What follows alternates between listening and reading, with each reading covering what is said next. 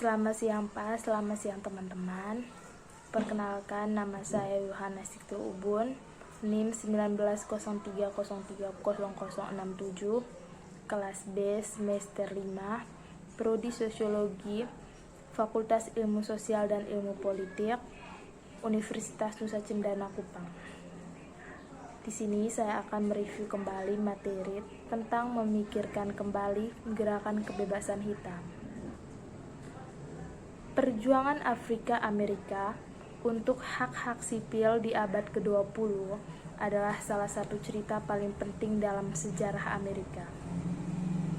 Hak sipil dan gerakan kekuatan hitam menempati tempat yang unik dalam sejarah Amerika baru-baru ini. Mereka telah menjadi latar belakang untuk percakapan berkelanjutan tentang ras dan demokrasi yang berupaya mengontekstualisasikan perjuangan bangsa yang berkelanjutan untuk mendamaikan unsur-unsur ketidaksetaraan rasial dengan kemenangannya atas apartheid legal selama tahun 1960-an.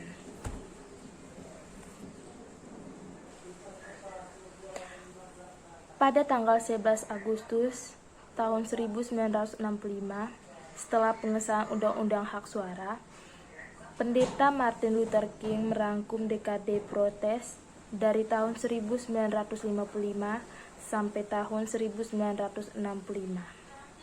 Jelasnya mengarah ke Undang-Undang Hak Sipil tahun 1957 dan tahun 1960. Birmingham mengilhami Undang-Undang Hak Sipil tahun 1964 dan Selma menghasilkan Undang-Undang Hak Suara tahun 1965. Seperti setelah Perang Saudara, orang menaruh harapan dan keyakinan mereka ke dalam undang-undang baru, yang mereka anggap akan dapat menghancurkan hukum dan kebiasaan yang tidak adil dan menjamin kesetaraan mutlak di bawah hukum. Mereka punya banyak alasan untuk optimis. Selain itu, sejumlah pendeta dari gereja-gereja hitam Montgomery terlibat dalam pertemuan awal yang akan menjadi MIA. Banyak gereja kulit hitam memberikan dukungan kepada gerakan tersebut. Bahkan, kepemimpinan terpilih MIA akan terdiri terutama dari menteri. Jaringan kepemimpinan gereja sipil dan serikat pekerjaan ini memberikan MIA basis dukungan yang luas dan jalur komunikasi yang jelas. Meskipun ada tantangan dari sebagian besar komunitas kulit putih Montgomery, beberapa menyatakan dukungan untuk upaya tersebut. Pada akhirnya, pengorbanan Jackson Rep dan Louiso tidak sia-sia, karena Presiden Johnson menumbuhkan tanda tangannya pada Voting Rights Act tahun 1965 pada tanggal 6 Agustus untuk meyakinkan warga kulit hitam apa yang dia gambarkan sebagai instrumen paling kuat yang pernah dibuat oleh manusia.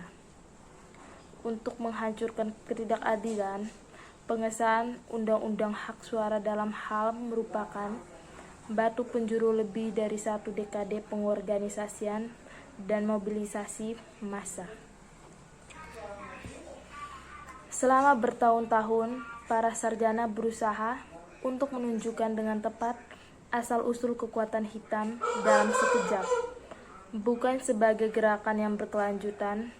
Biasanya dalam catatan periode itu, saat itu adalah tahun 1966, dan panggilan Stokely Carmichael untuk berpower selama Meredith March di Greenwood.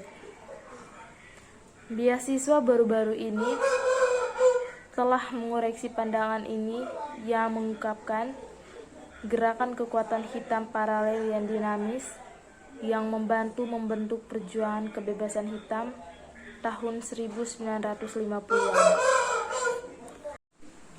Beasiswa baru-baru ini telah mengoreksi pandangan ini yang mengungkapkan gerakan kekuatan hitam paralel yang dinamis yang membantu membentuk perjuangan kebebasan hitam tahun 1950-an dan tahun 1960-an. Sementara kedua gerakan terkadang tumpang tindih dalam hal pemimpinan dan tujuan, Stokely Carmichael misalnya memulai dengan beberapa keberatan sebagai aktivis hak sipil, tetapi bahkan akhirnya sepenuhnya memeluk kekuatan hitam. Ada beberapa perbedaan penting Black Power. Pada intinya, gerakan hak sipil adalah tentang inklusi dengan fokus pada memenangkan peluang bagi orang Afrika Amerika untuk mengklaim tempat yang layak yang mereka dalam sistem politik Amerika. Black Power di sisi lain berfokus pada penentuan nasib sendiri yang dapat mencakup inklusi politik atau memanifestasikan dirinya dalam struktur sosial politik dan ekonomi yang otonom. Kekuatan hitam seperti nasionalisme hitam juga mempromosikan persatuan rasial sebagai landasan pembebasan kulit hitam. Itu jauh dari monolitik. Sejarawan William van der Broek misalnya mencatat bahwa semangat esensial Black Power adalah produk dari generasi hitam, orang yang berurusan dengan ketidakberdayaan dan bertahan hidup. Orang-orang keturunan Afrika menuntut para pendukungnya harus bersatu atas dasar warisan dan budaya. Orang-orang keturunan Afrika menurut para pendukungnya harus bersatu atas dasar warisan dan budaya Afrika bersama serta pengalaman bersama mereka dalam penindasan rasial. Jejak-jejak perjuangan kebebasan hitam tahun 1950-an dan tahun 1960-an terlihat jelas baik dalam perubahan politik yang mereka lakukan maupun perbuatan budaya yang mereka hasilkan. Selain mengubah lanskap gerakan hak sipil dan kekuatan hitam membantu mengubah masyarakat dan budaya Amerika. Selain menghapus segregasi Jim Crow, perjuangan kebebasan ini membantu menciptakan jalan baru untuk ekspresi hitam dan mengekspos dunia ke musik, seni, tarian, dan bentuk budaya lain yang terkait dengan komunitas Afrika Amerika. Seperti pada periode-periode sebelumnya seperti Harlem Renaissance, perjuangan untuk keadilan rasial sangat mempengaruhi karya seni yang dihasilkan selama periode ini. Politik negara, mereka juga mempengaruhi bahasa, musik, mode, dan seninya. Seperti semua gerakan sosial yang besar, perjuangan kebebasan hitam tahun 1950-an dan tahun 1960-an meninggalkan warisan yang tak terhapuskan. Dalam menghapus hambatan hukum untuk kesejahteraan gerakan hak sipil, menghapus hambatan signifikan terhadap inklusivitas. Hukum dan pencabutan hak Jim Crow, di samping kebiasaan, telah menurunkan orang kulit hitam ke dalam penghinaan, terpisah dan tapi setara. Pemisahan tempat tinggal yang tak disengaja, status non-kewarganegaraan, subordinasi ekonomi dan politik, dalam menolak gagasan inferioritas hitam dan merayakan pentingnya perayaan sejarah dan budaya hitam. Gerakan kekuatan hitam membangkitkan rasa baru kebanggaan hitam dan persatuan hitam yang bertujuan untuk mengangkat orang-orang keturunan secara sosial, politik, ekonomi, dan budaya. Sepanjang tahun 1950-an dan tahun 2000-an, beberapa gerakan simbolis yang ditunjukkan untuk penyembuhan rasial membayangi ketidaksetaraan yang semakin meningkat. Pada tahun 1995 misalnya, negara bagian Mississippi akhirnya meratifikasi amandemen ke-13 130 tahun setelah menjadi bagian dari konstitusi. Masih membutuhkan waktu 18 tahun lagi bagi negara bagian untuk menyerahkan dan menghitung suara secara resmi. Warisan perjuangan kebebasan hitam tahun 1950-an dan 1960-an dapat diukir dalam perubahan struktur politik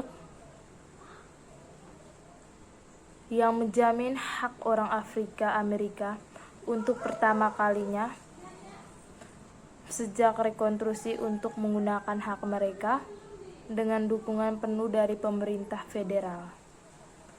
Keuntungan sosial ekonomi dan politik yang menyertai perjuangan ini sangat mempengaruhi orang Afrika Amerika dan bangsa.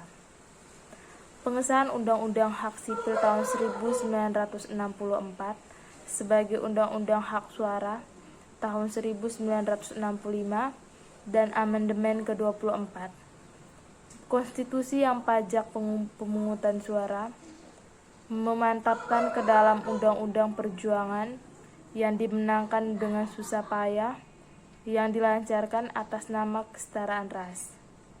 Sementara itu, upaya untuk mencapai keseimbangan tadikal di sekolah menunjukkan komitmen awal untuk menerapkan perubahan ini melalui tindakan politik yang nyata. Diperlukan perbaikan untuk mengatasi masalah politik dan ekonomi selama berabad-abad. Awal untuk menerapkan perubahan tersebut melalui aksi politik yang nyata. Perbaikan yang diperlukan untuk mengatasi ketidaksetaraan politik dan ekonomi selama berabad-abad muncul dalam program-program yang disisikan.